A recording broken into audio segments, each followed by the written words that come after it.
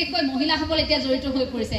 যুৱতীয়ে হওক বা নাৰীয়ে হওক এওঁলোকটো জড়িত হৈ পৰিছে গতিকে মাতৃসকলো দেখিছো আমি ৰাতিপুৱাই আজি সন্তানক দিলো স্যান্ডউইচ আজি দিলো বাৰ্গাৰ খুব সুন্দৰকৈ তেনেকৈ পনীৰ দিলো অমুক দিলো তমুক দিলো বেলেগ ধৰণৰ ডিশ মানে হেবোৰ আমাৰ টেকেলি পিঠা ভাত পিঠা তিল পিঠা এইবোৰ লগত পাত্তা নাপায় মানে এই কথাবোৰ নহয় তেওঁলোকৰ এটা বেলেগ ধৰণৰ লাইফষ্টাইল তেওঁলোকে দেখুৱাব বিচাৰে যে আজি সন্তানক স্যান্ডউইচ দিলো আপোনালোকেও দিব পাৰে এনেকৈ দিবচোন বুলি কৈ এটা ব্লগ বনায় এটা আপলোড কৰি দিয়ে তাৰ পাছত তেতিয়া মোৰ বেয়া লাগে যেতিয়া কি ভিডিঅ'বোৰ সামাজিক মাধ্যমত দেখো মই আকৌ কেতিয়াবা খুব ভাল লাগে মন্তব্য পঢ়ি কেতিয়াবা পঢ়ো দুই এগৰাকী মাতৃ ইমান তৰুণভাৱে লিখে যে বাইদেউ আপোনাক অনুৰোধ কৰিছো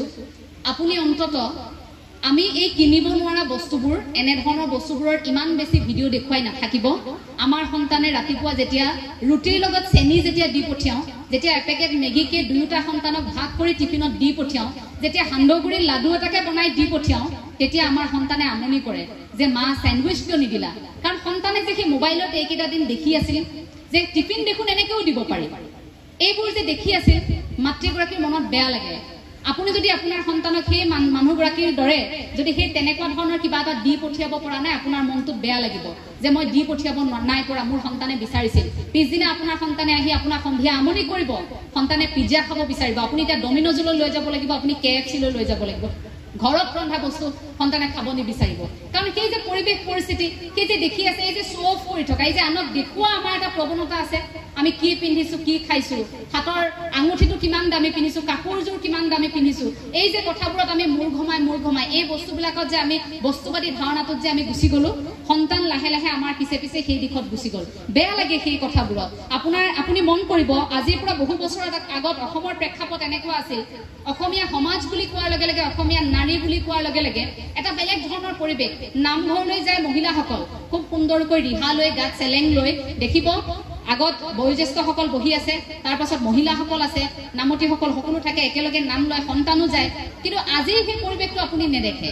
আজি সেই পৰিৱেশটো লাহে লাহে কমি আহিছে তাৰ ফলনি আপুনি বেলেগ এটা পৰিৱেশে দেখিব আপুনি হাতত মোবাইলটো লওক আপুনি ধাৰাবাহিকভাৱে 100ৰ পৰা 150টা ৰিলছ আপুনি একেলগে খুলি চাব পাৰিব দেহৰ এটা অংশ উলিয়াই সেইসকল মহিলাই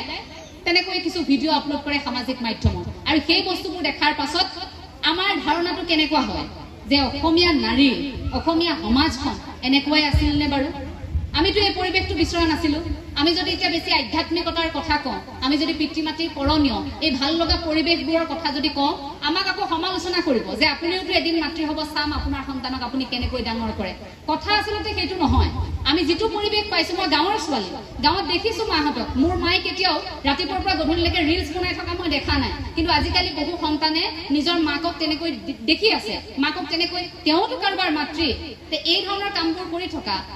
মাতৃক দেখি আছে ৰাতিপুৱাৰ পৰা গধূলিলৈকে মাতৃগৰাকী যেতিয়া সামাজিক মাধ্যমতে ব্যস্ত হৈ পৰিছে যেতিয়া সন্তানৰ কথা পাহৰি গৈছে গধূলি আহি যেতিয়া কাম কৰা মানুহগৰাকীক সুধিছে যে মোৰ ল'ৰাটোৱে কি খালে কিবা এটা খুৱাই দিবি তাক মোৰ অলপ কাম আছে ফেচবুক লাইভ আহিবলগীয়া আছে ৰিলছ এটা বনাবলগীয়া আছে ইয়াক কিবা এটা খুৱাই দিবিচোন যা কাৰ্টুনখন লগাই তাক মেগী পেকেটকে খুৱাই দিয়ে এই কথাটো আহি কয় কিন্তু আগতে কি আছিল বুকুত লৈ মায়ে নিচুকনি গীত গুৱাই খুৱাইছিল ককাকৰ ওচৰত দি থৈ আহিছিল আইতাকৰ ওচৰত দি থৈ আহিছিল এই পৰিৱেশবোৰ এতিয়া নাই এই কথাবোৰ এইভাবে আলোচনা কৰিছো যে আমি তেনেকুৱা এটা পৰিৱেশ অসমত বিচাৰো সেই পৰিৱেশটোৱে আমাৰ মনস্তত্ব ভাল কৰিব আমাৰ ভাল লগা কামবোৰ আমি আকৌ এবাৰ কৰিব বিচাৰো সেই কাৰণে সভাই সমিতিয়ে গলে এই কথাবোৰ যে কওঁ যে আধ্যাত্মিক শিক্ষা লাগে আমাক নৈতিক শিক্ষা লাগে এই নৈতিক শিক্ষাই আপোনাক মানুহ কৰিব আপুনি যিমান টকা নঘটক আপুনি যিয়ে নকৰক আপোনাৰ যিমান টকা পইচা গাড়ী গুড়া একোৱে আপোনাক সেই সুখটো দিব নোৱাৰে যিটো আধ্যাত্মিক চেতনাই আপোনাক দিব আপোনাৰ আধ্যাত্মিক চেতনা থাকিলে আপুনি একো অপৰাধমূলক কাম সংঘটিত কৰিব নোৱাৰে এই আচাৰ্যসকলক যেতিয়া আমি নমস্কাৰ জনাওঁ এইসকল আচাৰ্যক আমি কেতিয়াবা অনিষ্ট কৰাৰ কথা ভাবিব পাৰিমনে আমি পাৰিমনে এইসকল আচাৰ্যক কেতিয়াবা আক্ৰমণ কৰাৰ কথা ভাবিব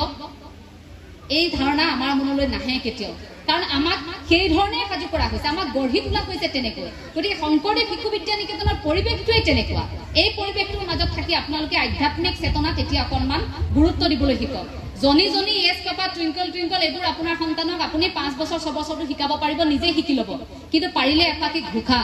পাৰিলে কেতিয়াবা শিকাবচোন অপৰাধ বিনাশন তজুনামে নাৰায়ণ শিকাবচোন মুক্তিত নিষ্পৃহ যিটো সেহি ভকতক নমো শিকাবচোন আপুনি কেতিয়াবা নাম ঘোষা কি কীৰ্তন কি ঘোষা ৰত্নাৱলীনো কি কেতিয়াবা আপুনি শিকাবচোন গীতা কি গীতাৰ মনস্তত্ব কি কিয়নো অৰ্জুনে সেই উপদেশ কৃষ্ণই দি যাবলগীয়া হৈছিল যে প্ৰেক্ষাপট আমেৰিকাই কেতিয়াবাই স্বীকাৰ কৰিছে কিন্তু ভাৰতীয় মানুহে কিন্তু এতিয়ালৈকে সেয়া হজম কৰিব পৰা নাই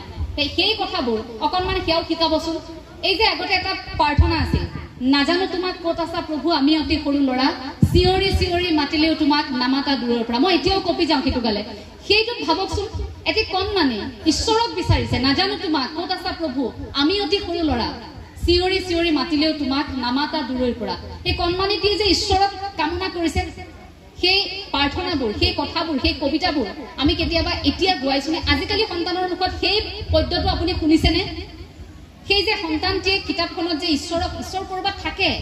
ঈশ্বৰৰ সৈতে আমাৰ সম্পৰ্ক হ'ব পাৰে আধ্যাত্মিক চেতনা আমাৰ আত্মাৰ অৱস্থিতি আত্মাৰ স্থিতি আমি জানিব পাৰিম এই কথাবোৰ যে আপোনাৰ সন্তানে সেই যে কবিতাটো যে পাঠ কৰিলে তেতিয়াই বিচাৰিব এই যে আমি কওঁ শংকৰ গুৰু আমাৰে মাধৱ গুৰু আমাৰে লুকাই আছা দেখা দিয়া মণিকূটৰ ভিতৰে এই বুলি যে আমি গাঁও গুৰু আসনলৈ চাই যে গুৰু আসনৰ ভিতৰত আমাৰ এটা ধাৰণা জগত গুৰু শ্ৰীমন্ত শংকৰদেৱ গুৰুজনা আছে গুৰু আসনত এই যে আমাৰ ধাৰণাবোৰ ভাল লগা কিছু কথা যে ইয়াত ভগৱান শ্ৰীকৃষ্ণ আছে এইটো নকৰিবি কৃষ্ণ নাপায় কাৰোবাক হঠাৎ ৰাস্তাত খুন্দিয়ালে আমি কওঁ কৃষ্ণ বেয়া নাপাব দেই হে প্ৰভু বচাবা কাৰোবাৰ অসুখ হৈছে আমি কওঁ সেই প্ৰতিটো মুহূৰ্ততে ভগৱান শ্ৰীকৃষ্ণৰ সৈতে বা ৰামৰ সৈতে বা আপুনি যি প্ৰভুকে আপুনি প্ৰাৰ্থনা কৰে যাকে আপুনি বিশ্বাস কৰে সেই ভগৱন্তৰ সৈতে আমাৰ এটা সম্পৰ্ক আছে নে নাই সেই সম্পৰ্কটো সুদৃঢ় কৰে এই কথাবোৰে আপুনি সন্তানক অন্তত সেইবোৰো অকণমান শিকাওক গধূলি হোৱাৰ লগে লগে এই ভাগ্যশ্ৰী দেৱী আছে দিহা নামৰ এগৰাকী ভাল শিল্পী অসমৰ বিভিন্ন প্ৰান্তত আছে তেনেধৰণে লোকসংগীতৰ চৰ্চা কৰা আধ্যাত্মিক চৰ্চা কৰা লোকসকল গতিকে এই কথাবোৰ অকণমান দিহানাম আপুনি গোৱালে অকণমান হৰি নাম অকণমান বৰগীত এফাকিকে গোৱালে এই পৰিৱেশবোৰ অকণমান আপুনি আপোনাৰ সন্তানক দিব লাগিব সন্ধিয়া আপুনি ল'ৰা ছোৱালীৰ লগত বহি নাগিন চিৰিয়েলখন চোৱাতকৈ অন্তত আপুনি সেই মহাভাৰতৰ এটা খণ্ডকে চাব নাগিন চিৰিয়েলখন চালে আপোনাৰ একো উপকাৰ নহয় সেইটো কিন্তু সঁচা কথা অকণমান চকুৰ তৃপ্তি এটা পাব মনৰ অকণমান শান্তি আকৌ তাৰপিছত আপুনি ভাত ৰান্ধি থাকোঁতে ভাবি থাকিব নাগিনত কি হ'ল আজি আৰু নাগিনত যদি কোনোবা মৰি গৈছে আপোনাৰ মনৰ আপোনাৰ প্ৰিয় কোনোবা অভিনেতা অভিনেত্ৰী যদি নাগিন চিৰিয়েলত ঢুকাইছে আপুনি আকৌ সেইদিনা আপোনাৰ ভাত আঞ্জাও বেয়া হ'ব আপুনি ৰান্ধি থাকোঁতে সেইদিনা আপোনাৰ বেয়া হ'ব মনটো যে আপোনাৰ তেনেকুৱাত আছে এই যে কথাবোৰ কৈছিল যে আমি